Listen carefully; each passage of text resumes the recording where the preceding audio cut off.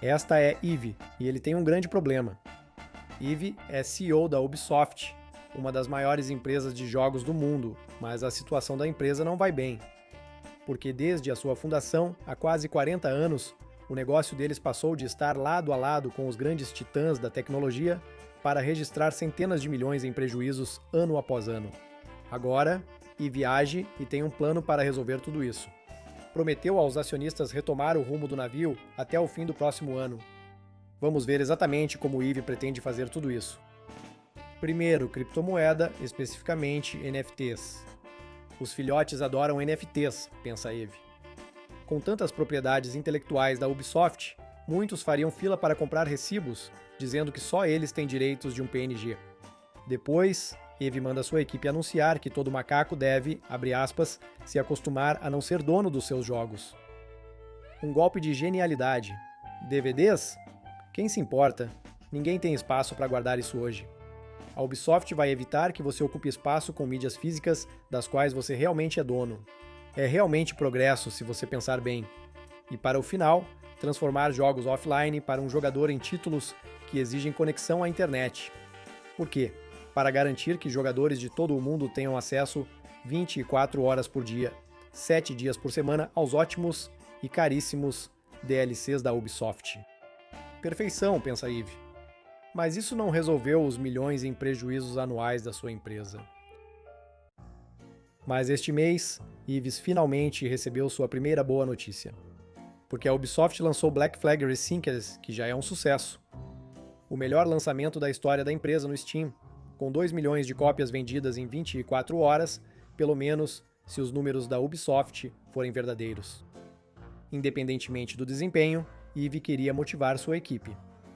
Por quebrar a longa sequência de prejuízos da Ubisoft, Yves premiou os funcionários com uma nota sincera, promovendo desenvolvedores, designers, programadores e equipe de QA a clientes de um dia para o outro. Sim, eles demitiram os macacos que trabalharam no seu título de maior sucesso.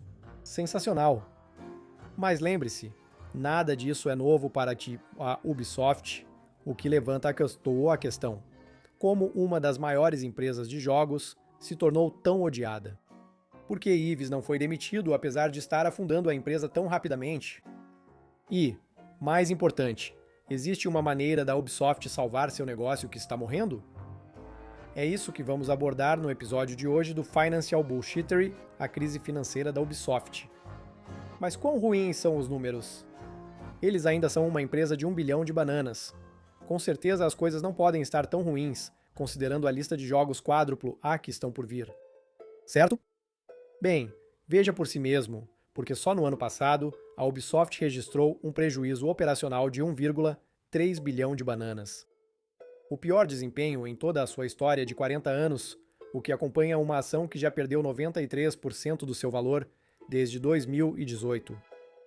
Em um único dia de janeiro deste ano, os acionistas viram 1/3 do valor da empresa sumir em horas após Yves e sua equipe anunciarem grandes esforços de reestruturação e cancelamento de títulos importantes. E isso nem é o fim da história, porque apenas alguns meses depois, os próprios porta-vozes da Ubisoft estão dizendo aos acionistas para esperarem mais prejuízos no próximo ano. E no ano seguinte também, sem nenhum lucro real esperado até 2028, o macaco se pergunta se Yves está pegando dicas com Sam quando ele lida com seus acionistas na OpenAI. Mas tem algo que você precisa lembrar. A Ubisoft não vai à falência, porque ainda tem mais de 1 bilhão de bananas no banco, garantindo financiamento saudável. Até você considerar que o prejuízo operacional deles, só no ano passado, acabaria completamente com esse valor. Então, eles ainda não estão falidos. Eles vão falir se nada melhorar. Espere um pouco. Como as coisas ficaram tão erradas por tanto tempo? Há muitos exemplos, mas nenhum resume tão bem o manual da Ubisoft quanto suas práticas de propriedade. Lembra do ditado, o cliente sempre tem razão? Bem, acontece que para Yves e sua equipe, o cliente está sempre errado.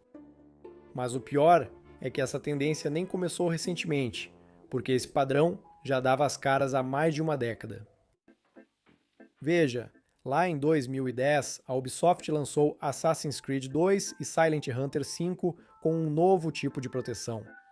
Jogadores precisavam de conexão ativa com a internet para jogar, mesmo sendo experiências basicamente single player.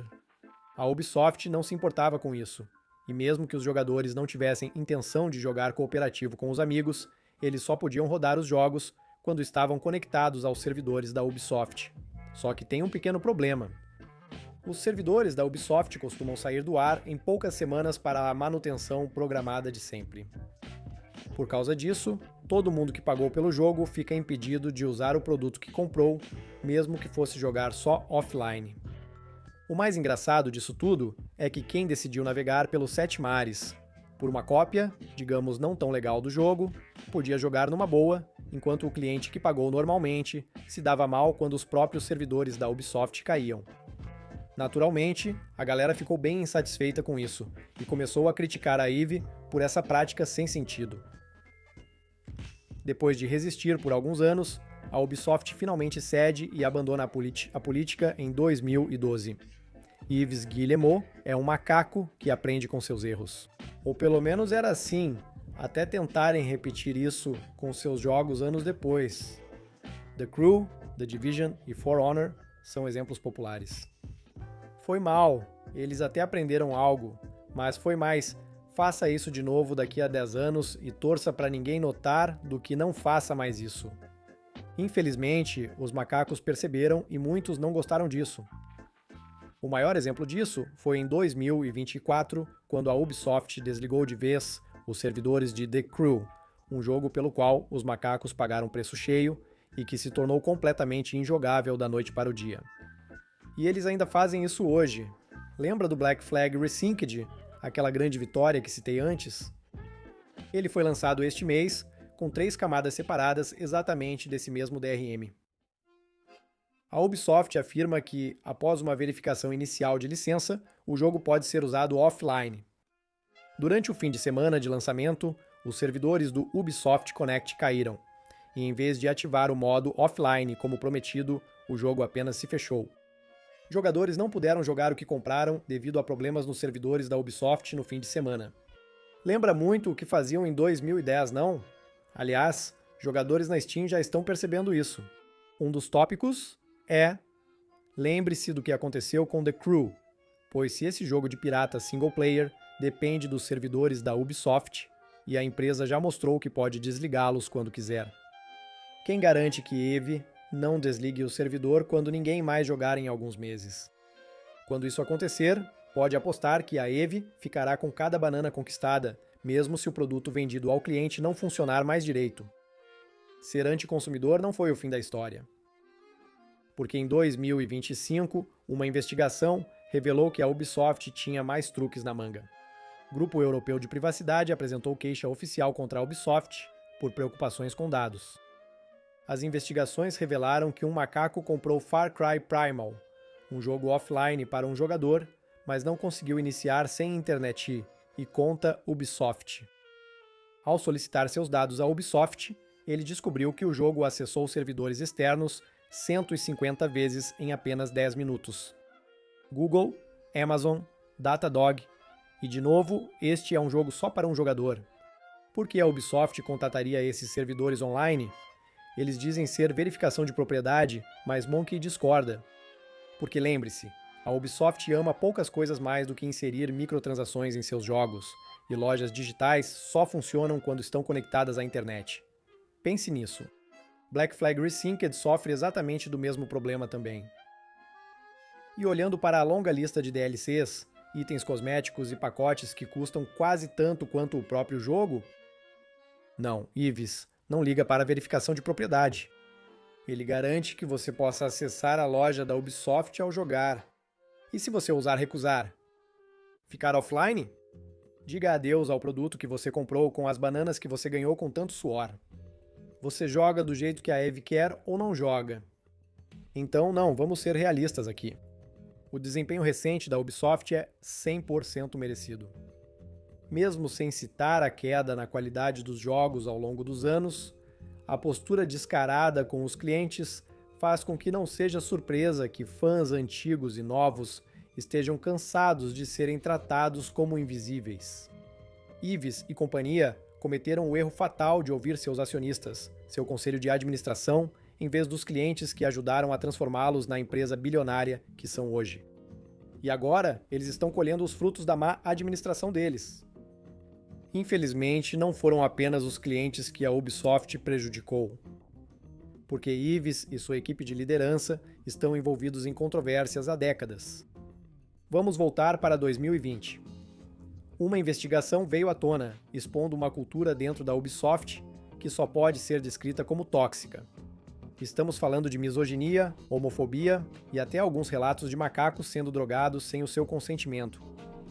Em poucos dias, 3 executivos seniores pedem demissão, incluindo o diretor criativo da Ubisoft, o macaco que moldou o DNA de quase todos os grandes jogos da Ubisoft por mais de uma década. Finalmente, consequências. Talvez esse seja o alerta que a Ubisoft precisava. Infelizmente, Yves não é um cara que aprende com seus erros. Levou mais 5 anos para algo parecido com justiça acontecer. 3 desses executivos foram condenados por assédio moral e sexual em um tribunal francês em 2025. Um deles, e o macaco gostaria que isso fosse exagero, foi considerado culpado em parte por colocar fogo na barba de um colega. As sentenças? Pena de prisão suspensa e multas que variam de 10 a 40 mil bananas.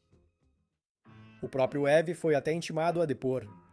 Então deixa o macaco entender, os macacos que criaram a cultura tóxica levaram multas e papelada, e o que comandou a empresa durante tudo isso? Ainda é o CEO até agora. E não para por aí. Em 2026, o CEO da Ubisoft supostamente recebeu um convite para uma reunião exclusiva com autoridades da União Europeia. 13 dias antes da União Europeia responder à proposta apoiada por mais de 1 milhão de macacos, exigindo leis para preservar jogos. O grupo por trás dessa proposta não foi convidado para a mesma reunião. Pouco depois, a União Europeia recusou a proposta de preservar os jogos. Curioso? Claro, essa reunião individual não teve relação com a decisão deles, certo? Acho que nunca vamos saber, mas o momento é, no mínimo, suspeito. Depois vem Singapura, onde o governo deu subsídios e incentivos para a Ubisoft apoiar a indústria local de jogos. O jogo que eles fizeram? Skull and Bones, o polêmico título quádruplo A da Ubisoft que mal chega a 300 jogadores ao mesmo tempo. Essa nem é a pior parte, porque mesmo longe da sede deles, nas selvas francesas, o padrão de má gestão continuou. Em 2021, o governo abriu uma investigação sobre o estúdio local da Ubisoft devido a denúncias de assédio e discriminação. 6 meses depois, caso encerrado, nenhuma violação encontrada, apesar de anos de reclamações de funcionários dizendo o contrário. Muito interessante. E quando você leva tudo isso em consideração, combinado com as práticas hostis com os clientes, abuso direto dos funcionários e a demissão da própria equipe responsável pelo maior lançamento do ano, não é de se admirar que a Ubisoft esteja enfrentando sua pior crise em décadas. Se perguntar para a Monkey, eles já estão quase sendo divididos e vendidos para outras empresas. E Monkey não está exagerando, porque a venda já está começando a acontecer. Porque no ano passado, a Ubisoft separou Assassin's Creed, Far Cry e Rainbow Six, 3 das suas maiores franquias, as que realmente mantêm a empresa funcionando, em uma nova subsidiária chamada Vantage Studios. E quem é que possui uma parte dela? Tencent. 26% dela, para ser exato. Você vai ouvir pessoas dizendo que a Tencent é dona da Ubisoft. Isso não é bem verdade. Ainda não, mas este é o número que deveria te preocupar. Essa fatia de 26% de apenas 3 franquias vale, no papel, mais do que todo o restante da Ubisoft junto. Exato, ou seja, todos os outros jogos, estúdios e propriedades intelectuais que criaram valem menos que uma participação minoritária em 3 franquias. Se isso não é uma empresa sendo desmontada aos poucos, Monkey não sabe o que é. E os estúdios? É um banho de sangue. Estocolmo, Halifax, Winnipeg e Belgrado foram totalmente fechados. São Francisco, Toronto, Barcelona e Abu Dhabi também tiveram demissões. O prejuízo foi de 1.200 empregos perdidos neste ano fiscal. O que não parece tanto assim, considerando as notícias de demissões de 2026, mas imagine o seguinte. Porque apenas 4 anos atrás, Em 2022, a Ubisoft empregava mais de 20.700 pessoas no mundo todo. Hoje, cerca de 16.600. Essa empresa perdeu quase 20% dos funcionários em menos de 4 anos. E durante todo esse tempo, o escândalo, as condenações, os problemas legais, as demissões, o macaco permaneceu completamente, inabalavelmente no comando. Yves ainda é o CEO, ainda recebe seu salário de 650 mil bananas. Ainda diz aos acionistas que o ano que vem é o ano da virada. Macaco acredita que a cultura empresarial vem da liderança. Se o problema é tão grave, talvez não seja só culpa do Yves, mas ele deve resolver. Porém, não parece que ele se importa. Após 40 anos de palhaçadas, Macaco não entende como Yves manteve o cargo por tanto tempo. Porque se você tivesse colocado 10 mil bananas na Ubisoft lá no auge deles, em 2018, antes do escândalo vir à tona, antes de The Crew sair do ar, antes de uma crise de identidade que durou uma década, sabe quanto você teria hoje? Cerca de 500 bananas. É esse o tamanho da crise. Se perguntar ao macaco, parece que nada vai melhorar tão cedo. Que desperdício de talento, potencial e propriedades intelectuais que não serão bem aproveitadas. Antes de terminar, quero que este vídeo faça algum bem aos milhares de desenvolvedores independentes por aí que estão lutando para conseguir se firmar. Por isso, reunimos alguns estúdios indie que admiramos e apoiamos. A equipe do escritório Monkey Explains cresceu jogando videogame, então queremos fazer o que pudermos para retribuir. Aqui estão alguns jogos que a equipe está jogando. Se se interessar por algum, confira os links abaixo. Isso não é patrocinado.